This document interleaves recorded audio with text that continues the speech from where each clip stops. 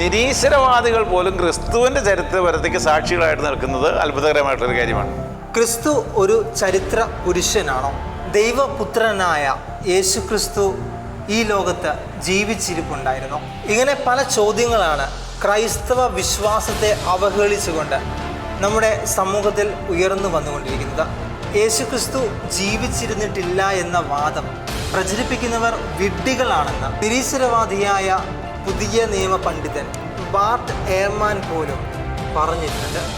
ചരിത്രത്തെ BC എന്നും AD എന്നും കീറി മുറിച്ച് കടന്നുപോയ ആ 33കാരൻ നസ്രായനായ യേശു ക്രിസ്തുവിനെ കുറിച്ച് വിഡിത്തം പുലമ്പുന്നവർക്ക് ചുട്ട മറുപടിയുമായി ഇന്ന് ഷെഗന ന്യൂസിനോടൊപ്പം ചേരുന്നത് ഇന്നിൻ്റെ പ്രവാചക ശബ്ദമായ ബഹുമാനപ്പെട്ട തറയക്കടവിലച്ചനാണ്. തുറന്നു പറഞ്ഞ തറയക്കടവിലച്ചൻ.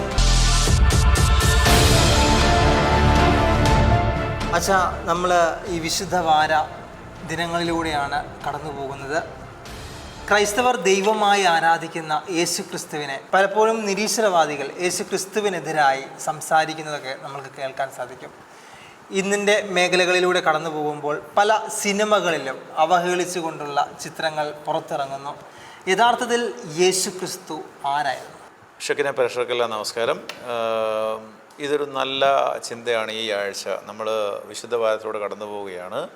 യേശു ക്രിസ്തുവിനെക്കുറിച്ചും ഈശോ മിശിഹായുടെ ക്രൂശ് മരണത്തെക്കുറിച്ചും ചരിത്രപരതയെക്കുറിച്ചൊക്കെ ചിന്തിക്കുന്നത് നല്ല കാര്യമാണ്. ഒന്നാമതായി നമ്മുടെ കർത്താവായ ഈശോ മിശിഹായെക്കുറിച്ച് സംസാരിക്കുമ്പോൾ യോഹന്നാൻ്റെ സുവിശേഷം തുടക്കം മുതൽ വായിച്ചു തുടങ്ങുക എന്നുള്ളതാണ് ഒന്നാമത്തെ കാര്യം. ആദിയിൽ വചനമുണ്ടായിരുന്നു, വചനം ദൈവത്തോടു കൂടിയായിരുന്നു, ദൈവമായിരുന്നു വചനം എന്ന് പറഞ്ഞുകൊണ്ടാണ് യോഹന്നാൻ സുവിശേഷം ആരംഭിക്കുന്നത്.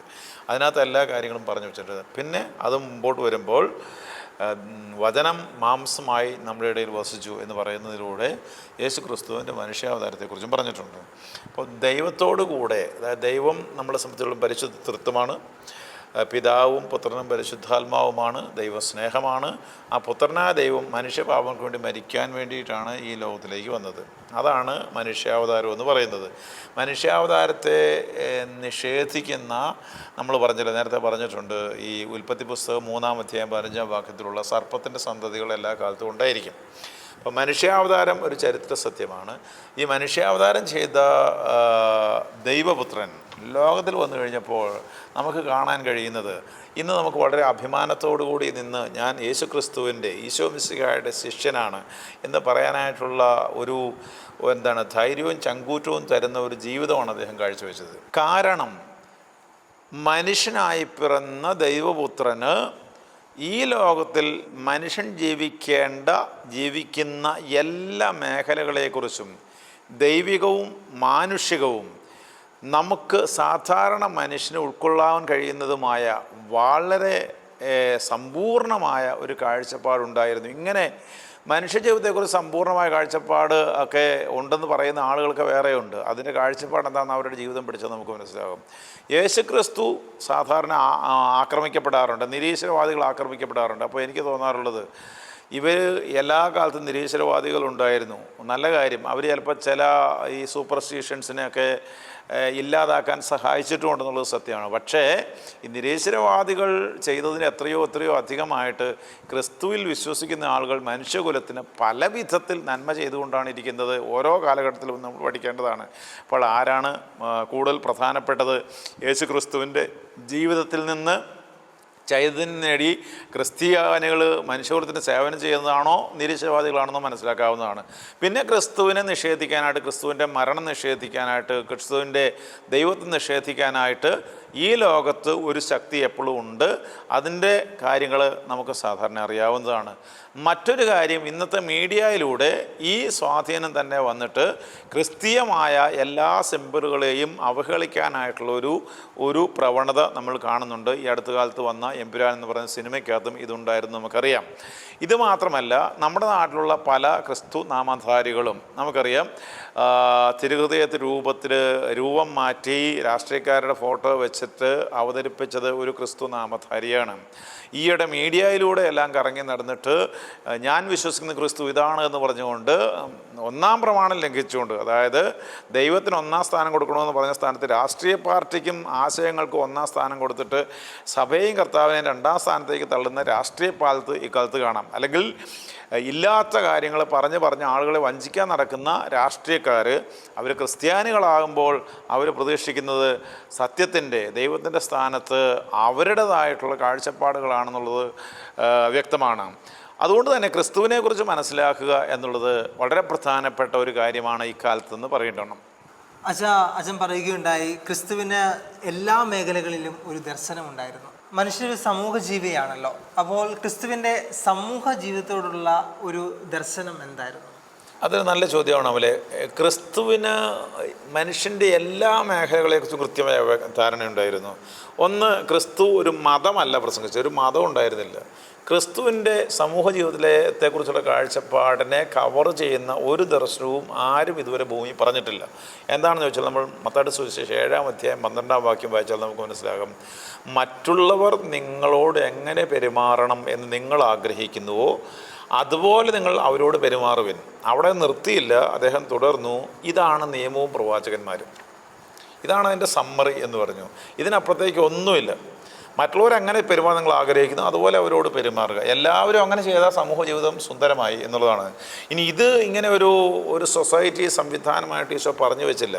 അതിനപ്പുറത്തേക്ക് അന്ത്യവിധിയിലേക്ക് നമ്മൾ ചെല്ലുമ്പോൾ ഇതായിരിക്കും വിധിയുടെ മാനദണ്ഡമെന്നും പറഞ്ഞു വെച്ചു. അതാണ് മത്തായിയുടെ സുവിശേഷം 25-ാം അധ്യായം 31 മുതൽ 46 വരെയുള്ള വാക്കുകൾ നമ്മൾ വായിച്ചാൽ, നിൻ്റെ ഈ എളിയ സഹോദരൻ ഒരുവനോട് നിങ്ങൾ ചെയ്തപ്പോൾ എന്നോട് തന്നെയാണ് ചെയ്തതെന്ന് ഈശോ ഏറ്റെടുക്കുന്നത് നമുക്ക് കാണാം. സമൂഹ ജീവിതം പരസ്പരം, അതായത് നിന്നെപ്പോലെ നിൻ്റെ അയൽക്കാരനെ സ്നേഹിക്കുക എന്ന് പറയുന്ന ആ ഒരു പ്രമാണത്തിൽ അധിഷ്ഠിതമായിരിക്കണമെന്ന് ക്രിസ്തുവിന് കൃത്യമായിട്ടുള്ള ദർശനമുണ്ടായിരുന്നു. ഇതുപോലത്തെ ഒരു ദർശനം ആരും ഇതുവരെ സംസാരിച്ചിട്ടില്ല. അപ്പോൾ ക്രിസ്തുവിൻ്റെ ഒരു രാഷ്ട്രീയ ദർശനം എന്തായിരുന്നു? നമുക്കുള്ള എല്ലാ രാഷ്ട്രീയക്കാളും ഒരു കാര്യം നമുക്കറിയാം, നമുക്ക് സ്വാതന്ത്ര്യം കിട്ടിയതിന് ശേഷം നമുക്ക് വലിയ വലിയ ധാരണകളൊക്കെ ഉണ്ടായിരുന്നു. ഇപ്പോൾ പലതും തകർന്നു വീഴുന്നതായിട്ട് നമുക്ക് കാണാം. പല നേതാക്കളെക്കുറിച്ചും നമ്മൾ കൂടുതൽ അറിയും തോറും പല കാര്യങ്ങളും തകർന്നു വീഴുന്നതായിട്ട് നമുക്ക് കാണാം. നമുക്കുള്ള ഏത് രാഷ്ട്രീയ നേതാക്കളെക്കാളും ഉന്നതമായ പക്വമായ രാഷ്ട്രീയ ദർശനം മനുഷ്യനായപ്പെടുന്ന ദൈവപുത്രൻ നമ്മളോട് പങ്കുവച്ചിട്ടുണ്ട്. രാഷ്ട്രീയ ദർശനത്തിൽ കർത്താവ് നമ്മളോട് പറയുന്ന അടിസ്ഥാനപരമായിട്ടുള്ള ദർശനം മർക്കോസിന്റെ സുവിശേഷം 12-ാം അധ്യായം 17-ാം വാക്യത്തിൽ നമുക്ക് കാണാം. സീസറിനുള്ളത് സീസറിന് കൊടുക്കുക, ദൈവത്തിനുള്ളത് ദൈവത്തിന് കൊടുക്കുക. ഈ ഒരു തത്വം വാസ്തവത്തിൽ ക്രിസ്ത്യാനികളുടെ അടിസ്ഥാനപരമായി പാലിക്കാറുണ്ടെന്നാണ് ഞങ്ങൾക്കറിയുന്നത്. നമ്മൾ രാജ്യത്തോട് സ്നേഹം കാണിക്കാറുണ്ട്, അതുപോലെ തന്നെ നമ്മൾ മതത്തോട് സ്നേഹം കാണിക്കാറുണ്ട്. അപ്പോൾ സീസറിനുള്ളത് സീസറിനുള്ളതാണ്. കാരണം സീസറിൻ്റെതായിരുന്നു ആ കാണിച്ച നാണയത്തിലുള്ള ചിഹ്നം എന്ന് പറയുന്നത്, അടയാളം എന്ന് പറയുന്നത്. എന്നാൽ മനുഷ്യൻ്റെ അടയാളം എന്താണ്? മനുഷ്യൻ്റെ അടയാളം ദൈവച്ഛായയാണ്. മനുഷ്യൻ ദൈവത്തിനുള്ളതാണെന്നുള്ള കാഴ്ചപ്പാട് ക്രിസ്തുവിനുണ്ടായിരുന്നു. ഇതുപോലെ തന്നെ രാഷ്ട്രീയ ദർശനത്തിൽ അധികാരം എന്നുള്ള ഇന്നുള്ള പല രാഷ്ട്രീയക്കാരും നമ്മൾ കാണുന്നത് പോലെ അധികാരം സ്വന്തം കാര്യം നേടാനുള്ളതാണ് എന്നുള്ള ദർശനം കർത്താവിനുണ്ടായിരുന്നില്ല. ഈശോ പറഞ്ഞത് നമുക്ക് മർക്കോസിൻ്റെ സുവിശേഷത്തിൽ 10-ാം അധ്യായത്തിൽ 42 മുതൽ 44 വരെയുള്ള വാക്യങ്ങൾ വായിച്ചാൽ നമുക്കത് മനസ്സിലാകും. വിജാതിയരുടെ ഭരണകർത്താക്കൾ അവരുടെ മേൽ അധികാരം പ്രയോഗിക്കുന്നുവെന്നും അവരുടെ ഭരണകർത്താക്കൾ അവരുടെ മേൽ യജമാനത്വം പുലർത്തുന്നു നിങ്ങൾക്കറിയാമല്ലോ. എന്നാൽ നിങ്ങളുടെ ഇടയിൽ അങ്ങനെ ആകരുത്. നിങ്ങളിൽ ഒന്നാമനാകാൻ ആഗ്രഹിക്കുന്നവൻ നിങ്ങളുടെ ശുശ്രൂഷകനായിരിക്കണമെൻ. നിങ്ങൾ പ്രധാനിയാകാൻ ആഗ്രഹിക്കുന്നവൻ നിങ്ങളുടെ ദാസനായിരിക്കണം എന്ന് ഈശോ അധികാരം ശുശ്രൂഷയ്ക്ക് വേണ്ടിയാണ് എന്ന് പറഞ്ഞു. നമ്മുടെ നാട്ടിൽ ഒരു കാലത്ത് ഒരു പക്ഷേ ഈ ശുശ്രൂഷയായി അധികാരത്തെ കൈയാളിയിരുന്ന ആളുകളുണ്ടായിരുന്നു. അതിൻ്റെ നന്മയും സമൂഹത്തിനുണ്ടായിരുന്നു. ഇന്നത് ഒരു പരിധിവരെ നഷ്ടമായിട്ടുണ്ട് എന്ന് വേണം നമ്മൾ കാണുമ്പോൾ മനസ്സിലാക്കാൻ. അതുകൊണ്ടാണല്ലോ രാഷ്ട്രീയക്കാർ കണ്ടമാനം നുണകൾ പറഞ്ഞ് ആളുകളെ വഞ്ചിക്കാനായിട്ട് നടക്കുന്നത്.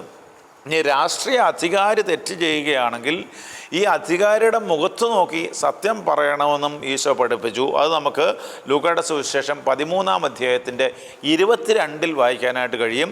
ഹെരോദോസ് ഇതാ നിന്നെ കൊല്ലാൻ അന്വേഷിക്കുന്നു എന്ന് പറയുമ്പോൾ നിങ്ങൾ പോയി ആ കുറുക്കനോട് പറയുക, ഞാൻ ഇന്നും നാളെയും ദൈവരാജ്യം പ്രഘോഷിച്ചുകൊണ്ടിരിക്കും, 3-ാം ദിവസം ഞാൻ എൻ്റെ ദൗത്യം പൂർത്തിയാക്കിയിരിക്കും എന്നാണ് ഈശോ പറയുന്നത്.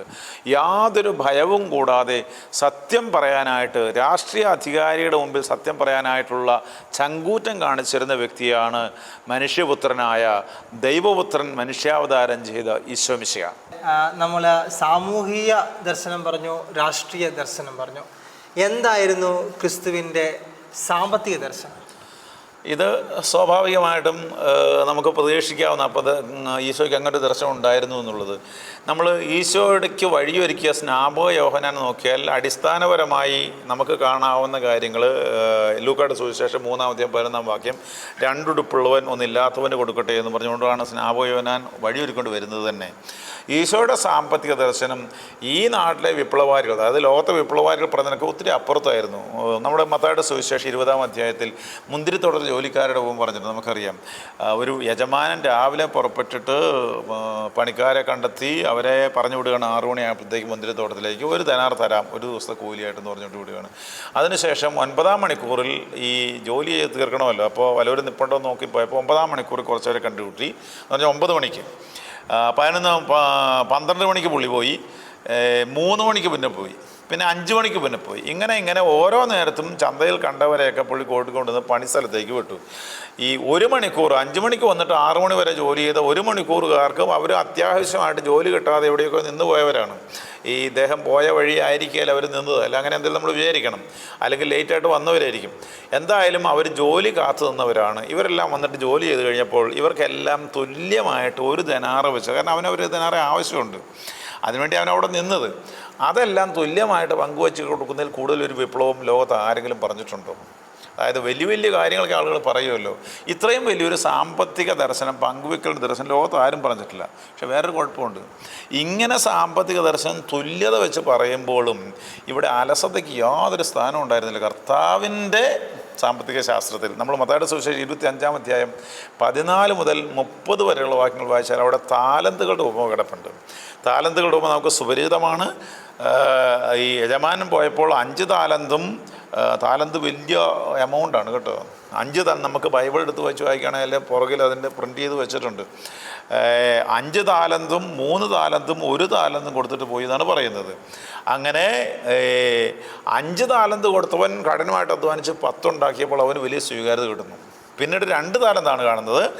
ആ 2 താലന്ത് കിട്ടിയവനും കഠിനമായിട്ട് അധ്വാനിച്ച് അവന് കിട്ടിയതുപോലെ അങ്ങോട്ട് എന്ന് പറഞ്ഞാൽ നമുക്ക് ഏൽപ്പിക്കപ്പെടുന്ന സമ്പത്ത് അത് നമ്മൾ വളരെ ഉത്തരവാദിത്തോട് കൈകാര്യം ചെയ്ത് നടക്കും. 1 താലന്ത് കിട്ടിയവൻ എന്ത് ചെയ്തു? അവന് കുറ്റം പറഞ്ഞു നടന്നു. അത് അവന് 5 കിട്ടി, ഇവന് 2 കിട്ടി, യജമാൻ ഭയങ്കര കർക്കശക്കാരനാണെന്ന് പറഞ്ഞ് നടന്നു, അതുകൊണ്ട് കുഴിച്ചിട്ട് നടന്നു. അങ്ങനെ നടന്നവൻ വാസ്തവത്തിൽ ദരിദ്രനായി കാണപ്പെട്ടെങ്കിലും അവൻ ശിക്ഷിക്കപ്പെടുന്നതായിട്ടാണ്. അങ്ങനെ ഒരു സാമ്പത്തിക ശാസ്ത്രം ആരെങ്കിലും പറഞ്ഞിട്ടുണ്ടോ? ഇപ്പം കൃത്യമായി മനുഷ്യകുലത്തിന് സസ്റ്റെയിൻ ചെയ്യാനായിട്ട് നമുക്കറിയാം. ഇപ്പോൾ ഈ സാമ്പത്തിക ശാസ്ത്രം അടിത്തറയായിട്ട് സംസാരിച്ചത് കമ്മ്യൂണിസമാണ്. പക്ഷേ കമ്മ്യൂണിസം ഒരു സ്ഥലത്തും ലോകത്ത് രക്ഷപ്പെട്ടില്ല എന്നുള്ളത്, ആ തത്വം അതേപടി രക്ഷപ്പെട്ടില്ല എന്നുള്ളതും ഇന്നും അതുള്ളവർ വളരെ കഷ്ടപ്പെട്ടാണ് മുമ്പോട്ട് പോകുന്നതെന്നുള്ള കാര്യങ്ങൾ നമുക്കെല്ലാം അറിയാവുന്നതാണ്. അതൊക്കെ നാടുകാർ ഉപേക്ഷിച്ച് പോയൊരു തത്വമായിട്ട് മാറി. ക്രിസ്തു പറഞ്ഞ ഒരു തത്വത്തിലേക്ക് എത്താൻ ആർക്കും ഇതുവരെ സാമ്പത്തിക ശാസ്ത്രത്തിൽ കഴിഞ്ഞിട്ടില്ല. അച്ഛാ, മറ്റ് ദർശനങ്ങളെക്കുറിച്ചൊക്കെ അച്ഛൻ പറയുകയുണ്ടായി. നിശ്ചയമായും ഈശോയ്ക്കൊരു ആത്മീയ ദർശനം, ക്രിസ്തുവിൻ്റെ ആത്മീയ ദർശനം എന്തായിരുന്നു? ആത്മീയതയെക്കുറിച്ച് ക്രിസ്തുവിന് വളരെ ആഴമായൊരു ദർശനം ഉണ്ടായിരുന്നു, പ്രത്യേകിച്ച് രക്ഷാകര ചരിത്രത്തിൻ്റെ പശ്ചാത്തലത്തിൽ. നമുക്കറിയാമല്ലോ, ഈ രക്ഷാകര ചരിത്രം നമ്മൾ വായിച്ചാൽ മനുഷ്യൻ്റെ പാപം നിമിത്തമാണ് ഗോത്ര സംസ്കാരം ഭൂമിയിൽ ഉടലെടുത്തത് എന്നാണ് ബൈബിൾ പഠിപ്പിക്കുന്നത്. ദൈവം ആദ്യം സൃഷ്ടിച്ചപ്പോൾ പുരുഷനെ സൃഷ്ടിച്ചു, പുരുഷനിൽ നിന്ന് സ്ത്രീയെ സൃഷ്ടിച്ചു എന്ന് പറയുന്നതിൻ്റെ കാര്യം അവർ ബന്ധപ്പെട്ടതാണെന്നുള്ളതാണ്. അങ്ങനെ ബന്ധപ്പെട്ട ഒരു സംവിധാനം ദൈവം സൃഷ്ടിച്ചു കഴിഞ്ഞപ്പോൾ പിന്നീട് പാപനിമിത്തം ബന്ധങ്ങൾ തകർന്നു പോകുന്നു. അതിൻ്റെ ഏറ്റവും വലിയ പ്രകടനമാണ് ബാബേൽ ഗോപുരത്തിൻ്റെ ആ വിവരണത്തിൽ നമ്മൾ വചനം നമ്മളോട് പഠിപ്പിക്കുന്നത്. അങ്ങനെ ഗോത്ര സംസ്കാരം ഭൂമിയിൽ ഉണ്ടായെന്ന് പറഞ്ഞു. ഇനി ഇത് തിരിച്ച് ബന്ധത്തിലേക്ക് കൊണ്ടുവരിക എന്നുള്ളതാണ് രക്ഷാകര പദ്ധതി. അപ്പോൾ ഈശോ പ്രസംഗിച്ച ദൈവരാജ്യം എന്ന് പറയുന്നത് എല്ലാവരും ഒരേ പിതാവിൻ്റെ മക്കളാണ് എന്നുള്ള അർത്ഥത്തിലായിരുന്നു. ഇതിൻ്റെ ഉന്നതമായ ആ തത്വം നമുക്ക് മത്തായിയുടെ സുവിശേഷം 5-ാം അധ്യായം 43 മുതൽ 48 വരെയുള്ള വാക്യങ്ങളിൽ വായിക്കാനായിട്ട് കഴിയും. അയൽക്കാരനെ സ്നേഹിക്കുക, സഹോദരനെ ദ്വേഷിക്കുക എന്ന് പൂർവികരോട് കൽപ്പിച്ചിട്ടുള്ളതായി നിങ്ങൾ കേട്ടിട്ടുണ്ടല്ലോ.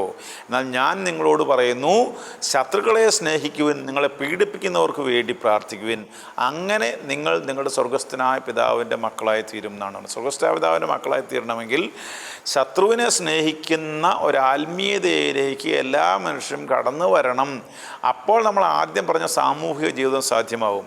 അങ്ങനെ ഒരു ആത്മീയതയാണ്, വളരെ ഉന്നതമായിട്ടുള്ളൊരു ആത്മീയതയാണ് ഈശോ പ്രസംഗിച്ചത്. ഈ ഒരു ആത്മീയത ലെവലിലേക്ക് ഒരു ആത്മീയ ഗുരുവും ഇതുവരെയും എത്തിച്ചേർന്നിട്ടില്ല. അതിന് കാരണം മറ്റൊന്നുമല്ല, യേശു ക്രിസ്തു ദൈവപുത്രനായിരുന്നു എന്നുള്ള കാര്യം നമുക്ക് മനസ്സിലാക്കാനായിട്ട് സാധിക്കും.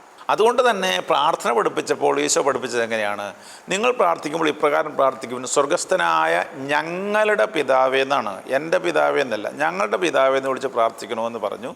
അതോടൊപ്പം തന്നെ ഞങ്ങളുടെ കടക്കാരോട് ഞങ്ങൾ ക്ഷമിച്ചതുപോലെ ഞങ്ങളുടെ കടങ്ങളും പാപങ്ങളും ഞങ്ങളോട് ക്ഷമിക്കണമേ എന്നും പറഞ്ഞു. അതായത് ഓരോ പ്രാർത്ഥനയും ഓരോ ഓബ്ലിഗേഷൻ ആയിരിക്കുമെന്ന്, ഞാൻ കടക്കാരോട് ക്ഷമിച്ചാൽ മാത്രമേ എൻ്റെ കടങ്ങൾ ക്ഷമിക്കപ്പെടുകയുള്ളൂ എന്നുള്ള വലിയ ആത്മീയതയാണ് കർത്താവ് പ്രസംഗിച്ചത് എന്ന് നമ്മൾ ഓർത്തിരിക്കണം. മനുഷ്യൻ്റെ ജീവിതത്തിലെ ഏറ്റവും പ്രധാനപ്പെട്ട ഘടകമാണ് കുടുംബം. അതിലുപരി സഭയുടെ അടിത്തറ തന്നെ കുടുംബമാണല്ലോ. അപ്പം യഥാർത്ഥത്തിൽ ക്രിസ്തുവിൻ്റെ ഒരു കുടുംബത്തിൻ്റെ ദർശനം, ഒരു കുടുംബ ദർശനം എന്തായിരുന്നു? ക്രിസ്തുവിന് കുടുംബ ജീവിതത്തെക്കുറിച്ച് വളരെ വ്യക്തമായ, വളരെ കാര്യക്ഷമമായിട്ടുള്ള ദർശനം ഉണ്ടായിരുന്നു. ഇന്ന് മനുഷ്യൻ ഒരു സംസ്കാരത്തിൽ വളർന്ന ഒരു മനുഷ്യൻ ജീവിക്കുമ്പോൾ കാണുന്ന ഏറ്റവും ഉദാത്തമായൊരു മാതൃക, ഒരു പുരുഷൻ ഒരു സ്ത്രീ ഒന്ന് ചേർന്ന് ഒരു കുടുംബമാകുന്നതാണ്. അതുകൊണ്ട് മത്തായിയുടെ സുവിശേഷം 19-ാം അധ്യായത്തിൽ 3 മുതലുള്ള വാക്യത്തിൽ നമുക്ക് വായിക്കാനായിട്ട് കഴിയും. സൃഷ്ടാവ് ആദ്യം മുതലേ അവർ പുരുഷൻ സ്ത്രീയുമായി സൃഷ്ടിച്ചു എന്നും ഇക്കാരണത്താൽ പുരുഷൻ പിതാവിനെയും മാതാവിനെയും വിട്ട് ഭാര്യയോട് ചേരുമെന്നും അവർ ഇരുവരും ഒരു ശരീരമായി തീരുമെന്നും പിന്നീട് ഒരിക്കലും അവർ രണ്ടല്ല, ദൈവം യോജിപ്പിച്ചത് മനുഷ്യൻ വേർപെടുത്തുകയും ചെയ്യരുതെന്നുള്ള ഈശോയുടെ കൃത്യമായ ദർശനം നമുക്ക് സുവിശേഷങ്ങളിൽ കാണാം. ഇത് ഇന്ന് വാസ്തവത്തിൽ ഏറ്റവും സംസ്കാരമുള്ള മനുഷ്യർ ജീവിക്കുന്ന ഒരു കാര്യമാണ്. ആ ഒരു സംസ്കാരത്തിലേക്ക് വളർത്തിയെടുക്കാനായിട്ട് ഈശോയുടെ പ്രബോധനങ്ങൾ നിശ്ചയമായും മനുഷ്യകുലത്തെ പുഷ് ചെയ്ത് കൊണ്ടുവന്നിട്ട് നമ്മൾ മനസ്സിലാക്കണം. അങ്ങനെ ജീവിതത്തിൻ്റെ എല്ലാ മേഖലയിലും വളരെ ഉദാത്തമായിട്ടുള്ള കാര്യങ്ങൾ മനുഷ്യാവതാരം ചെയ്ത ദൈവപുത്രൻ നമ്മളെ പഠിപ്പിച്ചിട്ടാണ് അവിടുന്ന് കടന്നുപോയത്. പക്ഷേ ബൈബിളിൽ ഏകദേശം 10ഓളം ഗ്രന്ഥങ്ങളിൽ യേശുവിൻ്റെ വരവിനെക്കുറിച്ച് സാക്ഷിയായിട്ട് നിൽപ്പുണ്ട്. അപ്പോൾ വേറെ എന്തെങ്കിലും തെളിവുണ്ടോ ചരിത്രത്തിൻ്റെ ഇടനാഴിക്കുള്ളിൽ നമുക്ക് തിരയുകയാണെങ്കിൽ? അതെ, പുതിയ നിയമത്തിൽ 27 ഗ്രന്ഥങ്ങൾ ക്രിസ്തുവിൻ്റെ ചരിത്രപരത സാക്ഷ്യം വഹിക്കുന്നവയുണ്ട്. 10ഓളം ഗ്രന്ഥകാരന്മാർ എഴുതുന്നതാണ്. ഇതുകൂടാതെ സഭ അന്ന് അംഗീകരിക്കാതിരുന്ന മറ്റാളുകളും, അതായത് അതിന് ശേഷം എഴുതിയിട്ടുണ്ട്. അല്ലെങ്കിൽ അവർ ഈ അസ്വീകാര്യമായിട്ടുള്ള കാര്യങ്ങളൊക്കെയാണ് പറയുന്നതെങ്കിൽ പൊതുസമൂഹം അംഗീകരിക്കാത്ത കാര്യങ്ങൾ പറയുന്നതൊക്കെ ഗ്രന്ഥങ്ങളൊക്കെ വേറെയുണ്ട്. ചരിത്രം തെളിയിക്കാനായിട്ട് അതൊക്കെ സാധ്യമാണുള്ളൂ. അതുകൂടാതെ നമുക്ക് ഇതിനകത്ത് ഒരു കാര്യം ശ്രദ്ധിക്കാനുള്ളത്, ചിലപ്പോൾ ചില ആളുകൾ, പ്രത്യേകിച്ച് തീവ്ര നിലപാടുകാർ ചിലപ്പോൾ വന്നിട്ട് ബൈബിളിൽ ഭയങ്കര കോൺട്രഡിക്ഷനാണെന്ന് പറഞ്ഞു കളയും. ഈ കോൺട്രഡിക്ഷനാണെന്ന് പറയുന്ന ആളുകൾ ശാസ്ത്രത്തിൻ്റെ ആളുകളാണെങ്കിൽ പഴയ കാലത്തുള്ള ഗ്രന്ഥങ്ങളൊക്കെ ഒന്ന് വായിച്ചു നോക്കുന്നത് നല്ലതാണ്. എല്ലാ ഗ്രന്ഥങ്ങളും ഒന്ന് വായിച്ചു നോക്കുക, എത്രമാത്രം ശാസ്ത്രീയത പല ഗ്രന്ഥങ്ങളും കണ്ടെത്താൻ കഴിയുമെന്ന്. ഇനി തീവ്ര നിലപാടുകൾ മതപരമായിട്ടുള്ള കാര്യമാണെങ്കിൽ, ഉദാഹരണം പറയുകയാണെങ്കിൽ ഈ ഇസ്ലാമിക തീവ്ര നിലപാടുകാർ ചിലപ്പോൾ ഒരാവശ്യമില്ലാതെ സുവിശേഷം ഭയങ്കര കോൺട്രഡിക്ഷൻ എന്നൊക്കെ പറഞ്ഞു കളയും.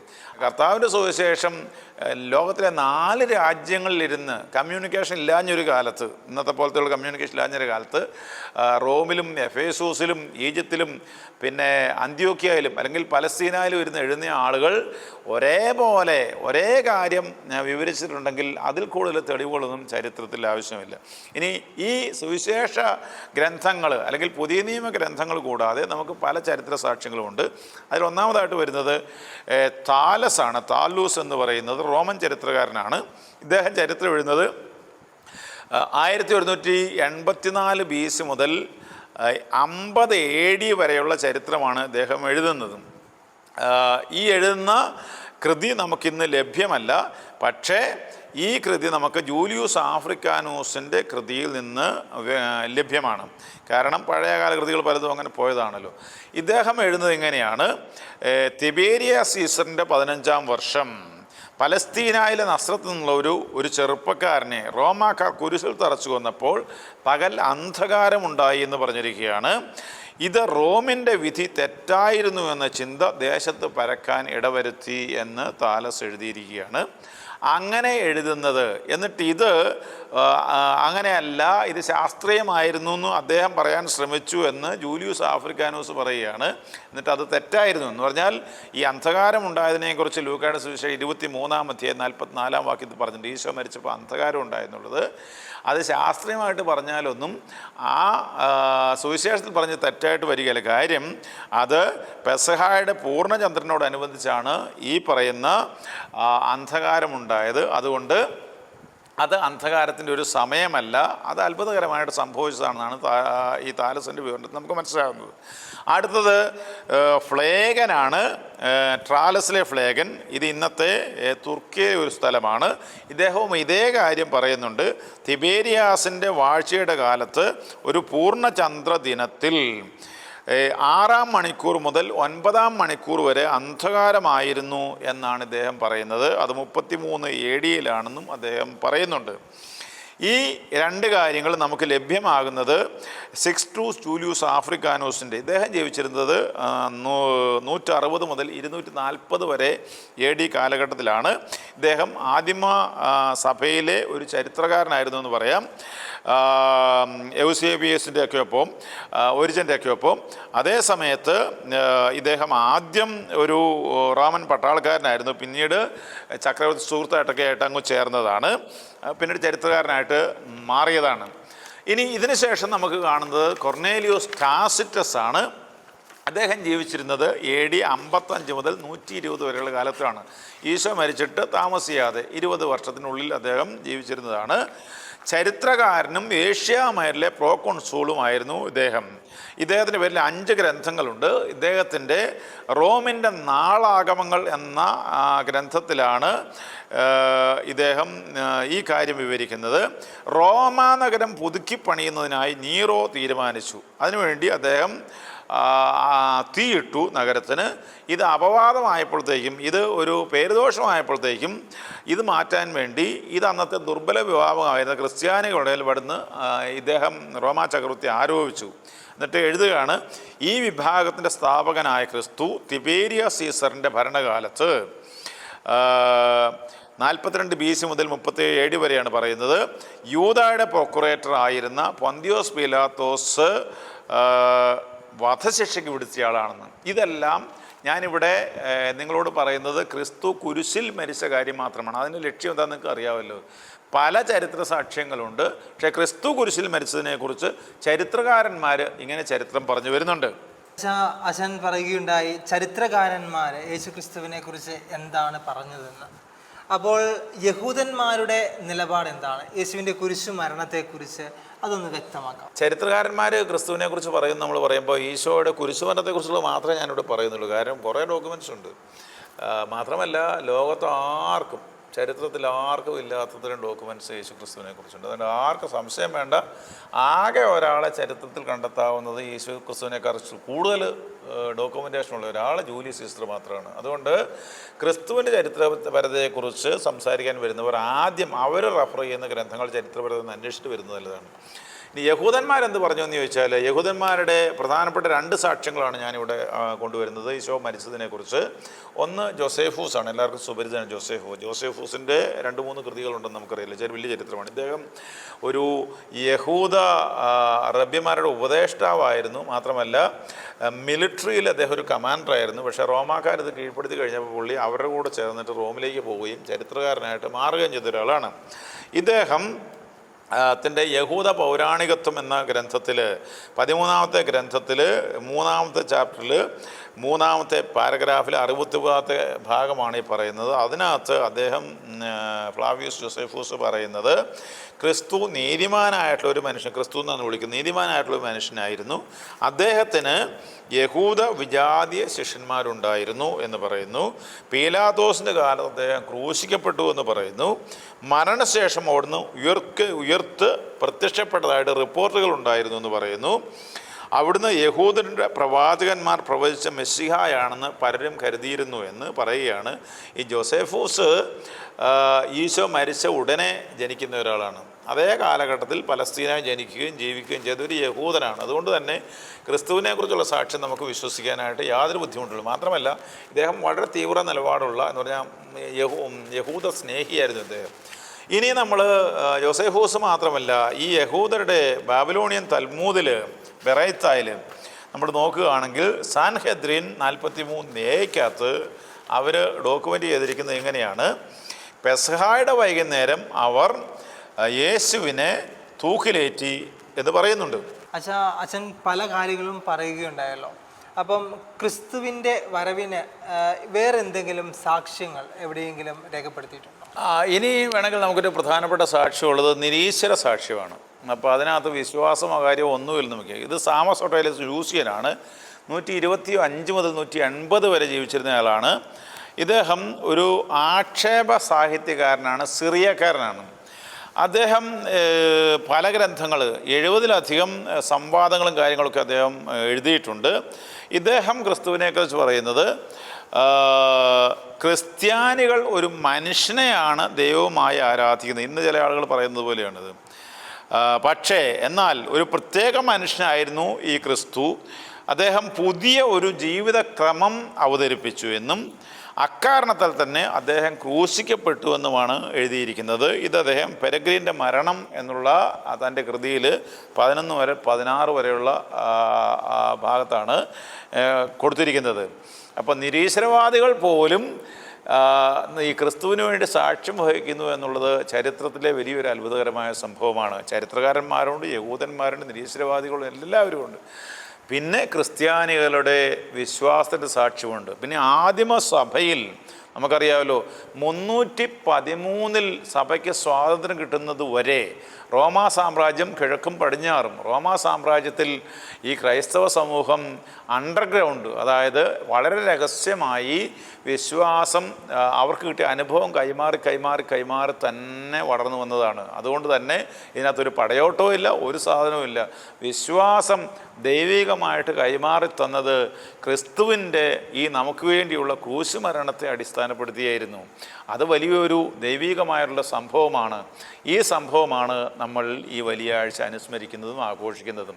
അത് നമുക്ക് സന്തോഷത്തോടുകൂടിയും അഭിമാനത്തോടു കൂടിയും ചെയ്യാനായിട്ടുള്ള കൃപയാണ് ദൈവം നമുക്ക് വാസ്തവത്തിൽ നൽകിയിരിക്കുന്നത്.